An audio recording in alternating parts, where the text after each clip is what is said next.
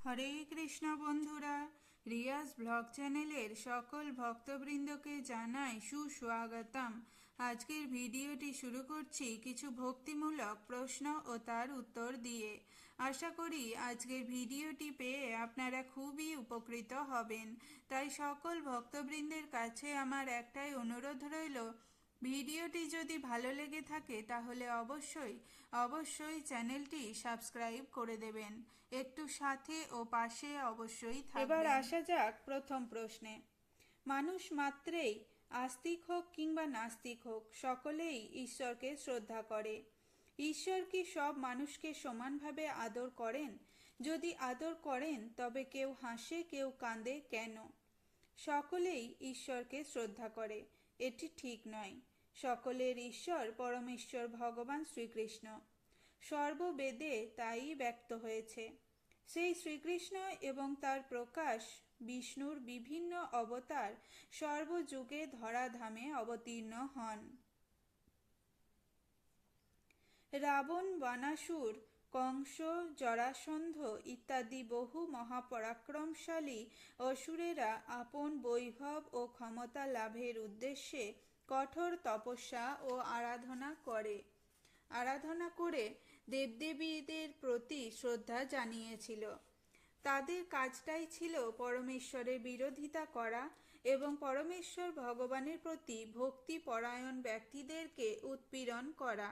তাই প্রশ্নানুসারে উৎপীড়নকারীকে এবং উৎপীড়িত নিরীহ ব্যক্তিকে ভগবান সমানভাবেই আদর করুন।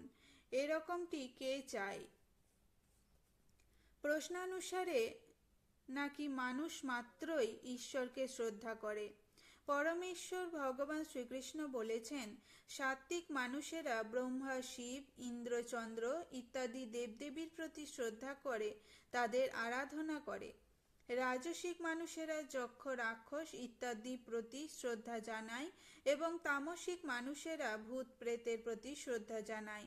শ্রীমদ্ ভাগবতে বলা হয়েছে, বিশুদ্ধ সত্ত্বে অধিষ্ঠিত মানুষ শ্রীকৃষ্ণের প্রতি শ্রদ্ধা জানিয়ে আরাধনা করেন। ঘোর রাজসিক মানুষেরা হিটলার ইত্যাদি ক্ষমতাশালী ব্যক্তিকে প্রতিদিন পূজা করে চলে। কেউ বা রোজ কোনো সমাজসেবী, বিপ্লবী, কবি ইত্যাদিদের আলেখ্যকে শ্রদ্ধা জানায় আর ফুলমালা পরায়। তামসিক লোকেরা শ্মশানে কিংবা মৃত লোকের উদ্দেশ্যে কোনো গাছকে, যেখানে ভূত আছে, কিংবা উগ্র বা তমগুণের দেবীর প্রতি শ্রদ্ধা জানিয়ে নৈবেদ্য অর্পণ করে। আর যারা নির্বিশেষ ব্রহ্মবাদী, তারা তো ঈশ্বর নিরাকার এই জ্ঞানে যাকেই উপাসক করুক আর বড় বড় শ্রদ্ধা দেখাক না কেন, প্রকৃতপক্ষে তারা উপাস্য বা শ্রদ্ধেয় বস্তুকে পরিত্যাগ করে।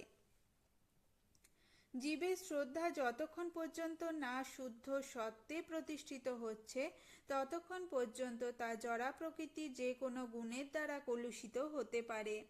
জড়জগতের কলুষিত গুণ হৃদয়ে প্রবেশ করে। এইভাবে প্রকৃতির বিশেষ কোনো গুণের সংস্পর্শে হৃদয় প্রভাবিত হওয়ার ফলে জীবের সেই গুণের শ্রদ্ধার প্রকাশ হয়। আপন ভোগ উন্মুখ স্বার্থ চরিতার্থ করবার উদ্দেশ্যে অনেকেই শ্রীকৃষ্ণের প্রতি শ্রদ্ধা দেখাতে পারে, কিন্তু সেই শ্রদ্ধাটি হচ্ছে কপটতা বা ছলনা মাত্র। যেমন মহাভারতে দেখা যায়, দুর্বুদ্ধি রাজনীতিবিদ দুর্যোধন নাস্তিক হয়েও আপন দল ও ক্ষমতা বৃদ্ধির উদ্দেশ্যে তার প্রাসাদে তথাকথিত প্রীতিভোজের আয়োজন করে শ্রীকৃষ্ণকে শ্রদ্ধা দেখিয়ে আপ্যায়ন করেছিল, যাতে কৃষ্ণকে যদি কোনো মতে আপন করায়ত্তে আনা যায়, তাহলে পাণ্ডবদের অনায়াসে বধ করা যাবে। এইভাবে অনেক কিছু ভাবকে শ্রদ্ধা বলে মনে হলেও প্রকৃতপক্ষে তা শ্রদ্ধা পদবাচ্যই নয়। ভগবানই আমার জীবন সর্বস্ব, এই মনোভাব নিয়েই ভগবানে অহৈতুকী প্রীতি শ্রদ্ধা।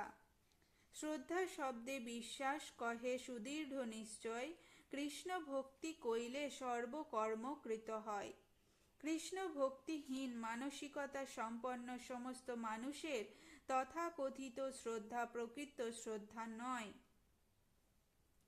পরিশেষে প্রশ্নটিতে বোঝা যায় যে, নাকি ভগবান কাউকে আদর করছেন বলে সে হাসে, কাউকে অনাদর করছেন বলে সে কাঁদে। কিন্তু এইভাবে ভগবানের অপ্রাকৃত ক্রিয়াকলাপের বিচার করা ঠিক নয়। পাণ্ডবেরা ছিলেন ভগবানের প্রতি শ্রদ্ধাশীল এবং ভক্ত। শ্রীকৃষ্ণ তাদের সঙ্গে থাকলেও তারাই সবচেয়ে বেশি কষ্ট পেয়েছিলেন ও কেঁদেছিলেন। নাস্তিকেরা বরং বেশি হাসে, কারণ তারা মনে করে জগৎটা হচ্ছে সুখভোগের বিরাট সুযোগের স্থান। সুখভোগের নেশায় অনেকে হাসতে হাসতে গর্হিত জঘন্য কর্ম করতেও কুণ্ঠা বা দুঃখ বোধ করে না। কেউ যদি লোক হত্যা করে হাসে কিংবা নেশা করে মাতলামি করে হাসে, অন্য ভাইদের প্রতারণা করে হাসে, তখন আমরা মনে করতে পারি না যে সেই ব্যক্তিকে ভগবান আদর করছেন বলেই সে হাসছে। এবার আসা যাক দ্বিতীয় প্রশ্নে। সব কিছু ভগবানের, ভগবানকে বাদ দিয়ে জগতে কিছু নেই, অতএব আমি যা কিছুই আরাধনা করি তাতেই তো ভগবানের আরাধনা করছি, তাই নয় কি? আসুন জেনে নেওয়া যাক।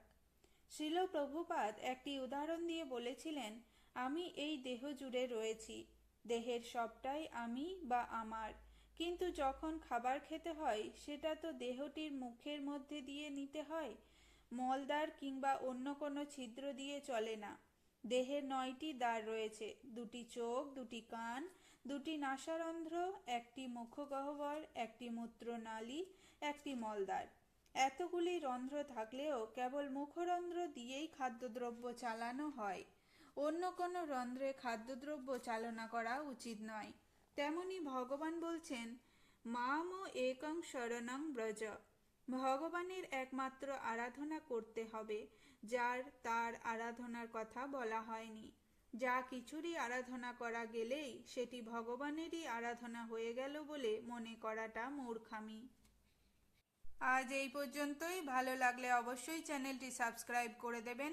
রাধে রাধে।